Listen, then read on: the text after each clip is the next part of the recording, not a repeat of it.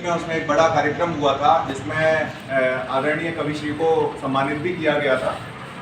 और वहाँ इनकी एक जो प्रसिद्ध गज़ल थी, किसी से दोस्ती चाहो तो उसका इम्तिहान मत लो, बहुत का पाठन किया गया था, गायन किया गया था। आप लोगों को अगर अवसर मिले तो आप YouTube पर या गूगल करके या पुस्तक खरीद कर उन गज़लों को पढ़ सकते हैं।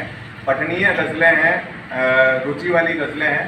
अगर सर से निवेदन करेंगे, अगर उनकी मंशा हुई, उनकी इच्छा हुई तो, और आप लोगों ने ध्यानपूर्वक सुना तो वो शायद उस गज़ल की या और किसी गज़ल की एक दो पंक्तियाँ आपको सुनाएं। तो ये दुर्लभ मौका है, इस अवसर का आनंद लें। मैं वापस पुनः अपने कार्यक्रम पर आते हुए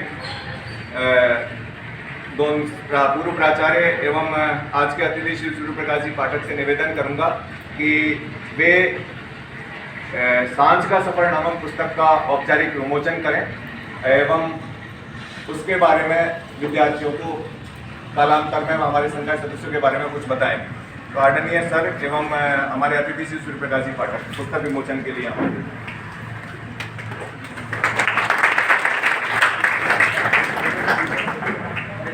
मैडम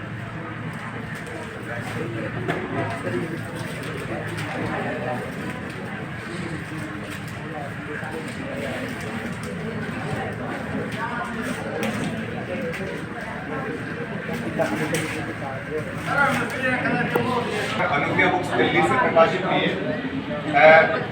इसके लेखक आपके सामने हैं, हमारे पूर्व प्राचार्य प्रोफेसर रमेश गोविना। वृद्धों पर आधारित, बहुत ही वृद्धों की दुनिया पर आधारित बहुत ही प्रेरणादायक और एक विश्लेषण करती हुई पुस्तक है। आप चाहे तो इसे पढ़ भी सकते हैं। बुक्स है, सांझ का सफर का विमोचन है। और सांझ का सफ़र इसमें मैं सर से माफ़ी चाहता हूँ कि ज़्यादा पढ़ नहीं पाया। 2 या 3 चैप्टर पढ़े हैं मैंने, लेकिन 2 या 3 चैप्टर पढ़ने के बाद जो मैं जिस नतीजे में पहुँचा हूँ उसके बारे में मैं आपको रियल चीज़ें बताना चाहता हूँ। सांझ का सफ़र ये कि वृद्धों के ऊपर है। इसमें सभी चीज़ें, वृद्धों का मतलब होता है अपने माता पिता जब भी वृद्ध होंगे, बुढ़ापे की कगार पर जाएंगे, उनके ऊपर लिखा है वो क्या सोचते हैं, किस तरह उसके जो बेटा और बेटी है वो माता पिता की तरफ किस तरह ध्यान देते हैं और किस तरह उनको कई सारी चीज़ें हैं जो अच्छी भी है बुरी भी है, कई सारी इसमें दी हुई है। और उनके मेरा मानना है कि मैं तुम्हें खुद के ऊपर ही आता हूँ। मेरे पिताजी थे, कुछ समय पहले गुजर गए, लेकिन मेरे पिताजी का महसूस अब होने लगा है मेरे को, क्योंकि शाम सवेरे जब मैं ड्यूटी करके जाता था तो मेरे पिताजी कहते बेटा आ गया, क्या पिताजी आ। सुबह जब आता था पिता कॉलेज पहुँच गया, हाँ पहुँच गया। तो वो चीज़ें मेरे पास अब नहीं है। मैं जब शाम को जाता हूँ तो मैं अब मेरे को कॉल करने वाला कोई नहीं है, लेकिन जब वो थे, जब हमारे जो पूर्व प्राचार्य जी हैं, जिनके अंतिम सेवा काल में उन्होंने जो ये पुस्तक लिखी है सांझ का सफर, उसका विमोचन कार्यक्रम है। ये उनकी एकमात्र पुस्तक नहीं है, उन्होंने अनेक किताबों की रचना की है जो ये दर्शाता है कि साहित्य के क्षेत्र में उनकी कितनी गहरी निष्ठा है, कितनी लगन है। और इस भागदौड़ के जीवन में उन्होंने साहित्य रचना के क्षेत्र में, हिंदी साहित्य के क्षेत्र में जो अमूल्य योगदान दिया है वह एक बहुत ही अनुकरणीय है।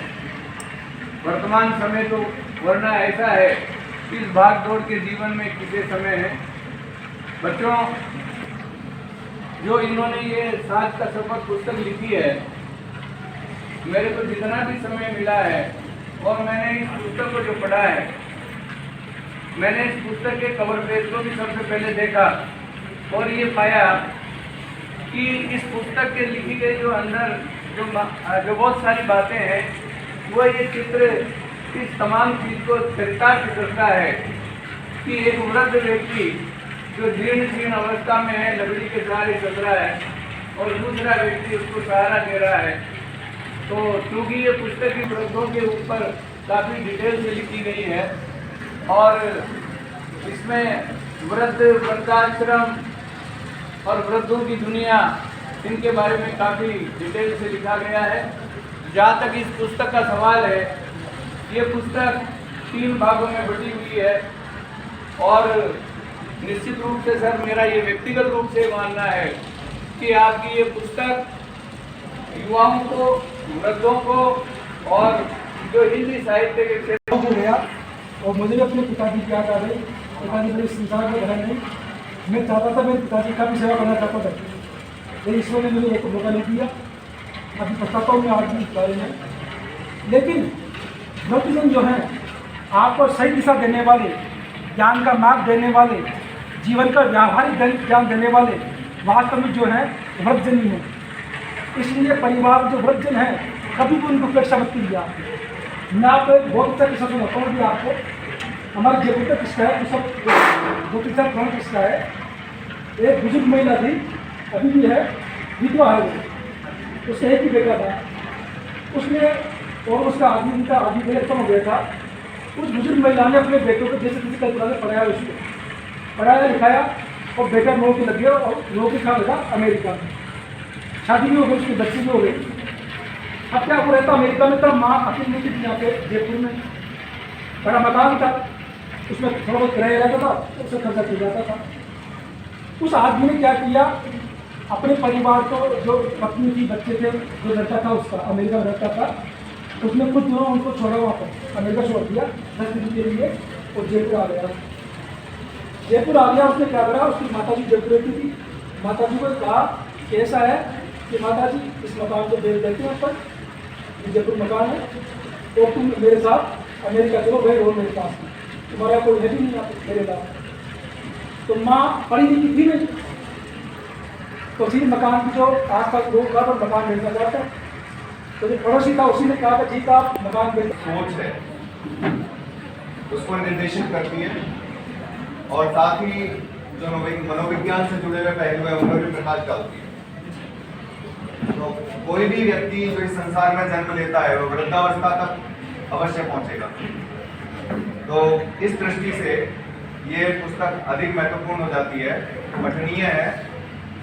तो भले ही आप इसे पढ़ पाएं या ना पढ़ पाएं, लेकिन हमारे साथी विद्वानों ने, संकाय सदस्यों ने जिसके बारे में बताया है, उसे भी आप चिंतन मनन के योग्य समझें, तो उसका चिंतन मनन करें। और अपने समाज में रहने वाले जो वृद्ध हैं, जो सांझ के सफर पर निकल चुके हैं, उनकी देखभाल करें, साथ संभाल करें और स्वयं के बारे में भी सोचें कि जब आपकी वृद्धावस्था आएगी तो आप उसको कैसे प्रबंधित करेंगे, आप उसको कैसे समायोजित करेंगे, उसमें सकारात्मकता है उसको सार्थक कैसे बनाएंगे। और अब बहुत प्रतीक्षा के बाद मैं आज के पहले तो हम बात करें इसके नामकरण की। इंसान जब पैदा होता है और मृत्यु तक, ये पूरा जीवन का एक सफ़र है। तो इस सफ़र में मृत्यु से, जन्म से लेकर मृत्यु तक का जो सफ़र है, इसमें एक पड़ाव आता है जीवन की संध्या का। तो इस दृष्टि से अगर हम देखें तो इसका पुस्तक का नाम, इससे अच्छा कुछ नहीं हो सकता था। नाम बहुत से हो सकते थे, जैसे वृद्धों की दुनिया, बुढ़ापा, अंतिम पड़ाव या जीवन का सफ़र, कुछ भी हो सकता था। लेकिन सांध्य का सफ़र, इससे अच्छा इसका नामकरण नहीं हो सकता था। इसके लिए हमें आदरणीय रमेश जी को बहुत बहुत बधाई देता। अब हम बात करते हैं इस पुस्तक के तथ्य की, इसमें क्या है। मुख्य रूप से तो ये वृद्धों के बारे में ही है पुस्तक है। वृद्धों की क्या क्या स्थितियाँ हैं, इनकी स्थितियों से बोलकर आज के हमारे गुजर रहे हैं। तो इस पुस्तक में बहुत सारी कहानियों और बहुत सारे उपन्यासों, इनका संदर्भ लेकर के वृद्धों की स्थितियों पर बात की गई है। उनमें से कुछ नाम मैं आपको बताऊंगा, चाहे आपने वो पढ़े हो न पढ़े हो। कुछ नाम है गोविंद मिश्र जी की कहानी खूंटे, रोहित पगारे जी की मेरे चार दोस्त, उषा प्रेम बदान जी की वापसी, काशीनाथ सिंह जी का रेन पर रघु, प्रेमचंद जी की बुरी काकी, रजा जाफरी का कबाड़ और विष्णु नागर का मरा हुआ आदमी। ये सब वो कहानियाँ, ये उपन्यास हैं जिनका संदर्भ लेकर के वृद्धों की जो स्थिति है आज, उस पर भी इन्होंने चर्चा की है और बहुत सार्थक चर्चा की है। मैं पुनः एक बार इनको साधुवाद देना चाहूँगा। तो वृद्धों की स्थितियाँ क्या है? पहले हमारे परिवार संयुक्त परिवार थे, जिसमें एक दादा भी होता था, एक पिता भी होता था और एक पोता भी होता था। सबके आपस में बड़े सुदृढ़ संबंध थे। आज हम अगर हम बात करते हैं तो एक दादा का एक पोते से अच्छा कोई दोस्त नहीं, और एक पोते का एक दादा से अच्छा कोई दोस्त नहीं। लेकिन आज वो सारे संबंध बिल्कुल नष्ट हो चुके हैं। तो दादा को खेलने के लिए पोता नहीं मिल रहा, पोते को खेलने के लिए दादा नहीं मिल रहा। ये सब संयुक्त परिवारों के टूटने से हुआ। दूसरा जो कारण है वो है आज हमारी व्यापारिक सोच और औद्योगिक नीतियाँ। आज हम चाहते हैं कि ज़्यादा से ज़्यादा तबाही हो, चाहे हमें उसके लिए घर छोड़ करके दूर जाना पड़े। स्थितियाँ ये है कि अगर घर में कोई बुजुर्ग या पिता भी अगर गुजर जाता है तो उसकी अंत्येष्टि के समय भी पुत्र नहीं आ पाता, लेकिन उसकी संपत्ति पर उसकी पूरी निगाह रहती है। वो चाहता है कि जब बंटवारा हो तो अधिक से अधिक हिस्सा मुझे मिले, चाहे मैं उसकी रत्ती भर सेवा न करूँ, लेकिन उसकी संपत्ति मुझे चाहिए। इस पर भी इन्होंने प्रकाश डाला है। अब दूसरा सवाल आता है कि वृद्ध अपना जीवन और अपना समय कैसे गुजारे। समय तो आखिर गुजारना है, उसको कैसे गुजारे। तो ये संबंध विषय जो है व्यक्तिगत हो जाता है कि हर व्यक्ति की अपनी अपनी हॉबीज होती है, अपने अपने जीने के तरीके होते हैं। किसी को किताबें पढ़ने में मज़ा आता है, किसी को चार दोस्तों में बात करने में मज़ा आता है, या किसी को संगीत सुनने में मज़ा आता है। तो ये सारी जो स्थितियाँ हैं, तो हमें चाहिए कि अपने वृद्धों को उनकी हॉबीज़ के अनुसार अपनी स्पेस दें, अपना समय दें। इनको किताब पढ़ने का शौक़ है, चाहिए कि उनको इतना स्पेस दें कि वो अपने इस शौक़ को पूरा कर सकें, पुस्तकें पढ़ सकें। ये नहीं कि 10 एक गज़ल भी, एक टुकड़ा और एक शेर एक कौन सुनेगा मेरा फसाना, मेरी कहानी किससे कहूँ। बरसों से जो दिल में दबी है बात पुरानी किससे कहूँ।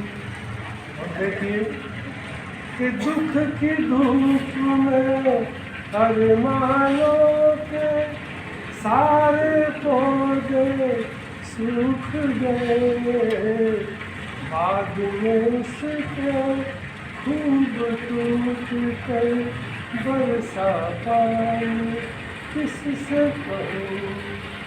और एक शेरों सुनिए कि कितने अमल आस फूले थे मन के सोने आंगन में, आज फकत सूखे पत्तों की रही निशानी किससे कहूँ।